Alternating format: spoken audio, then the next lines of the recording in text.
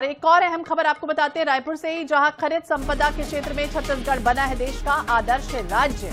खनिज राजस्व में 25 सालों में 34 गुना वृद्धि हुई है और राज्य के 60 ऐसे खनिज ब्लॉक है जहां पर सफलता मिली है। नीलामी हो, छत्तीसगढ़ का खनन क्षेत्र हो, राज्य के जीडीपी में 10% का योगदान दे रहा है और देश के कुल खनिज उत्पादन में 17% की हिस्सेदारी है। यानी राज्य गठन के समय 429 करोड़ था खनिज राजस्व, 2024 से 25 में बढ़कर 14,592 करोड़ रुपए हो चुका है। यानी खनिज संपदा से समृद्ध छत्तीसगढ़ राज्य। और हाल ही के वर्षों में हम देखें तो खनन क्षेत्र में जिस तरह से उल्लेखनीय प्रगति हुई है, नवाचार हुआ है, पारदर्शिता हुई है, जवाबदेही हुई है और तकनीकी नवाचार को केंद्र में रखकर राज्य ने जिस तरह से खनिज प्रशासन में कई संरचनात्मक सुधार किए और इसका ही परिणाम देखिए यही है कि छत्तीसगढ़ देश के अग्रणी राज्य में शामिल हुआ है, जिसमें अग्रणी खनन राज्यों में शामिल हुआ है। चाहे वो लौह अयस्क हो, कोयला हो, चूना पत्थर हो, बॉक्साइट हो, टिन हो, अयस्क हो या फिर नवीन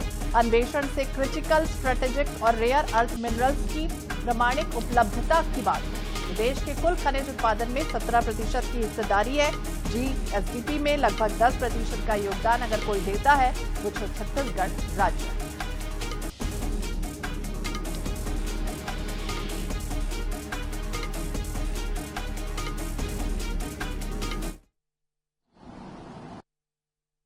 कैसे हम छत्तीसगढ़ को विकसित छत्तीसगढ़ बना सकते हैं और उसी के लिए लगातार काम हो रहा है। खनिज के क्षेत्र में हो, कौशल विकास का क्षेत्र हो, कृषि का क्षेत्र हो, ऐसे हर क्षेत्र में छत्तीसगढ़ आगे बढ़े इसके लिए योजना बनाकर काम हो रहा है।